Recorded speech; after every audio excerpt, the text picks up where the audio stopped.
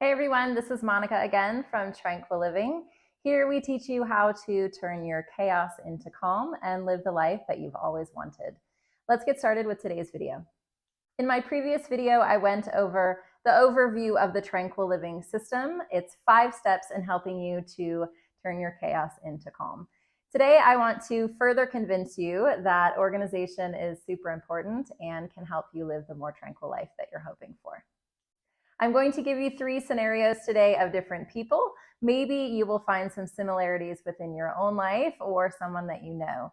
Hopefully, by me explaining these 3 scenarios and introducing you to these 3 different people, you'll be able to see how organization can help all 3 of them. Let's get started. First, we have Anne. Now, Anne wants to eat more healthy. She has set a New Year's resolution that she is going to order less takeaway and make more meals at home. Now, I don't know about you, but I know about 1 trillion people who have set the same goal for themselves, but yet somehow we always seem to fall short. But it is January 3rd, and Anne is on board. She has looked through cookbooks. She has decided on what she wants to make. She has decided that today is the day, and she's going to make food. She goes into the kitchen, and all of her cupboards are a tangled mess. There are pots and pans in all different places. She can't find the tools and the utensils that she needs in order to make the meal. So she does what any normal person would do, and she puts her vegetables and her ingredients back into the refrigerator, and she goes and slouches on the couch. She turns on Netflix. She gets on to a food ordering app, and she orders her food because she's tired and she's cranky from the day, and she does not want to have to spend an extra 20 minutes in her kitchen looking for things that she doesn't know where they are. I didn't even mention how crazy her countertops are, filled with bills and takeaway containers from the previous day, filled with things that are not going to allow her to be able to prep the food that she wanted to make. Now, none of that's going to change. Every time Anne comes into the kitchen, she's going to find the same cluttered mess. Even if she just stashes a bunch of things in her cabinet and does her dishes, it's not going to be sustainable. She needs to revamp her kitchen so that she can actually keep her goal of eating healthy. Going through her refrigerator and getting rid of old stale food, going through her cabinets and getting rid of all the expired food, going through all of her utensils and figuring out what is the things that she actually uses, and then finding a space for all of those in her kitchen. Making sure that her countertop is clean and developing routines and habits so that she is able to cook and clean up after herself and continue to be organized, so that every day when Anne comes into her kitchen, she is not only inspired to keep her habit of eating healthy, but she can effectively do so without having to overcome so many hurdles, which nobody wants to do at the end of a very long day. Realistically, Anne could come on a Saturday morning when she's feeling fresh. She can set a timer and she can spend an hour and a half organizing her whole kitchen. She can make it through all the steps of the Tranquil Living System within her kitchen within a short period of time. I know most people here in India, we have small kitchens. This is the kitchen. So it doesn't actually take that long. It just takes a little bit of effort, and it just takes a little bit of time. But if you put that time and effort in now, over and over again, you will find it so easy to keep the habits that you want to, especially with regards to eating more healthy, which I don't know about you, but I always want to eat more healthy. Next, we have Neha, which is an example of someone that I have met again and again and again, not just here in India, but in every country I've lived in. Neha had a baby 3 years ago, and she is still carrying some of the weight from her pregnancy. She cannot seem to lose the weight, and it has really affected her self-esteem and her want to actually leave the house. When she goes into her wardrobe, she can never find clothes that actually fit her, or more importantly, make her feel stylish and comfortable. So she has found herself sitting on the couch, watching Netflix, scrolling through Instagram, looking at everybody else's awesome life, wanting something different for her own life, but being so uninspired to actually do something about it. I don't know if you find any similarities with Neha, but it's something that I find a lot with women. When Neha goes into her wardrobe in the morning, the first thing she feels is she is not who she should be. Those clothes are telling her a story that she should be losing weight. She should be the skinny version of herself before she had her baby, which brings tears to my eyes because she had a baby. She went through this life altering, life changing moment in her life. And every morning, maybe every evening, all she can think of is that she should be somebody else. She should be the version of herself that she was before. This is not what we want mothers to feel like. We want them to feel inspired and comfortable and stylish, and we want them to be able to connect with those around them. So let's see how Neha can use some organizational techniques from the Tranquil Living System in order to help her fix her situation. After sitting down with Neha, we both talked about some different ways that she can go through the items in her wardrobe and see what actually serves her, what brings her joy, what is comfortable, and what is stylish. Now, once going through the Tranquil Living System within the wardrobe, she found that about half of her clothes no longer fit, were not comfortable, or were not something that she utilized anymore. Before, she used to work in an office. Now she's a stay-at-home mom. So the office clothes she doesn't really need, and she has no plan to go back to that type of work after. So she doesn't really need those clothes. So we decluttered, we got rid of things, we gifted things, we donated things. And the items that she now has in her wardrobe are actually clothes that make her feel good about herself. She went on to an online shop. She ordered some things. She tried them on. If they worked, she kept them. If they didn't work, she sent them back. She felt more comfortable shopping at home and trying things on at home than going out with her baby in the store. So shopping online and having it shipped to the house was an easy way for her to be able to figure out some different clothes that she could add to her wardrobe that would also make her feel more stylish. Neha's main goal was that she wanted to really connect with people more. She was feeling very isolated since she had her daughter. And she also wanted her daughter to be able to have more socialization with other moms and other children. So what we did was she took a look at her schedule because she felt like she was the busiest person in the world. And she realized that she did have some time in the afternoon where she was scrolling through social media, watching television, or watching a Netflix series. So she decided to take that time. I insisted that she spend at least 30 minutes of that time, because it was about an hour that she had, that she needed to devote at least 30 minutes of that she just took a walk around her community.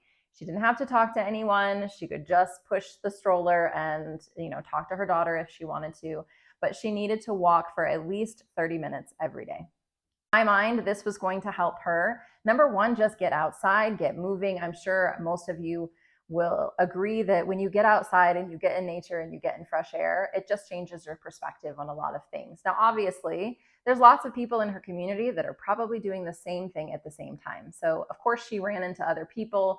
When she took her daughter to the playground, there were other kids playing. Her daughter got socialization. She was able to talk to other moms, and she got that feeling of connection that she had been craving for so long.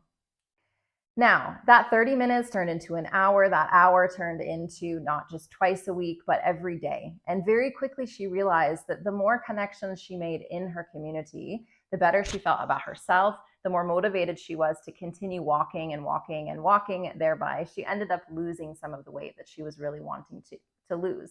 Now, that was not my intent when we started. I wanted her to be happy with the body that she has, and going through her wardrobe and seeing the different things that could fit her in different ways and make her more comfortable, that actually made her more comfortable in her own skin as well as her clothes. So all in all, that worked out. So we decluttered her wardrobe.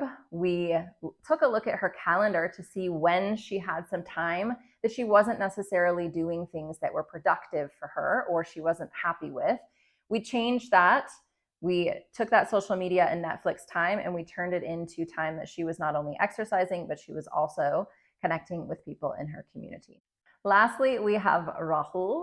Rahul's story is something that I feel is very common amongst many men, actually. And let's see if you find similarities for yourself or maybe your spouse or your partner. Rahul had been working in a company for about 5 years, and he had worked his way up the ranks. He was very successful at what he did, but he always dreamed of starting his own business and doing his own thing. But just like many other people, he got home at the end of the day, he was exhausted. He had no energy to even think about doing anything other than slouching on the couch and using his many electronics to just relax and unwind after work. He also had developed some pretty bad habits of drinking regularly and inviting friends over constantly for social gatherings and whatnot. So he would invite friends over. They would often stay very late night, making it so that he wasn't getting a good night's rest. He was drinking, he was eating unhealthy food, and he was constantly going from one piece of electronics to the next. He would be watching his huge flat screen TV, and then he would be using a gaming system, and then he would be on his iPad, and then he would be on his phone. It was bouncing from one piece of media and one electronic to the next, and it wasn't actually making him feel relaxed, happy, and content as we would want him to. The thing is, Rahul had everything that he needed to start his business. He had a space, he had the skills, he had the want, and he had the money. But what he didn't have was the organization in his life and in his calendar to actually make it happen. He had been thinking about it since he started working for this other company. Yet 5 years later, he was still not any closer to starting the business than when he first started thinking about it. So he needed some tweaks. He needed to look at his space a little differently and look at his calendar differently so that he was able to organize himself in such a way that goal of starting his own business, that was a goal that he was actually able to reach. So a couple of the main things that he wanted to stop doing was using so much technology, even though he had so much technology, and he wanted to stop drinking so much. He felt like the more he drank, the more tired he became, but the more jazzed up he became when he was having parties and stuff.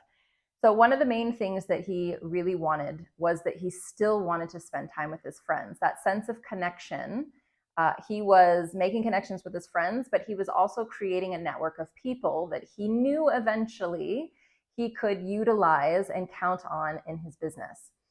So that was really important to him. He needed to keep the socialization, and he really wanted to stop drinking. So we reorganized his social calendar a little bit.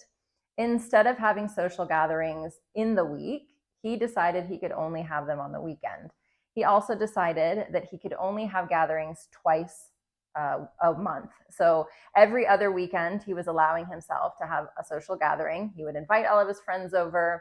They would either make food at home or order food in. He was more mindful of what he was ordering and what he was eating. And he decided that he had set a limit on how much he was actually allowed to drink. Now, this was his limit. He decided what he wanted to do. But the limit was there. He kept the limit, and twice a month, he was able to socialize with his friends. He also set some limits on his phone. He set app limits of how long he was allowed to watch YouTube, for example. He set a timer whenever he was watching Netflix, or if he was on TV or playing video games, he set timers. So he decided that at the beginning of the night how much time that he wanted to use his technological devices, and he would set timers on his phone. Now, at first, this didn't work. He would just stop the timer and then he would continue playing. But over the course of a week, he got more and more in tune with what he needed to do, so that by the end of that first week, when he checked his screen time and he checked his limits, he had actually stayed within the limits that he wanted to on his devices. He also realized that while he was working for this company, exercise had gone out the window. He got home, he was tired, he again would slouch on the couch, and he was doing things that were not healthy. He knew before, when he was in university, he used to run, and running really made it so that he could get through the rest of his evening with a bunch of energy. So one of the friends that he used to invite over and drink with, he spoke with him, and he also talked about his goals, and they decided to start running together. So every day after work, he would get home, he would change his clothes, and then he would go for a 30-minute run with his friend. It was only 30 minutes, but that 30 minutes ignited him for the rest of the night. And he was able to work for several hours on creating a business plan and getting started on the business that he had been talking about for so many years. Fast forward 3 months, he had social gatherings. He was still connecting with his friends. He had started exercising for 30 minutes every day. But most importantly, he had a clear, solid business plan. He had investors already that were ready to get started. And within 6 months, he finally started that business. Within a year, he quit his job working for the other company, and he was working for his own business full time. In all three scenarios, maybe before you never thought about how organization could actually help. But if you think about it, organizing their time, their space, their wardrobe, how much content that they were consuming in a day, reorganizing all of these things in their mind really helped them to make time for the things that were important. It's not that you don't know what you want. It's not that you don't have goals. Many people have New Year's resolutions, but they just cannot keep them. Reorganizing the way you see your space, reorganizing the things you have in your space, and reorganizing what you actually want to do day to day, that's going to help you to live that tranquil life that you want to live. If you're curious to know more, check out my next videos, and I'll see you in the next one. Bye.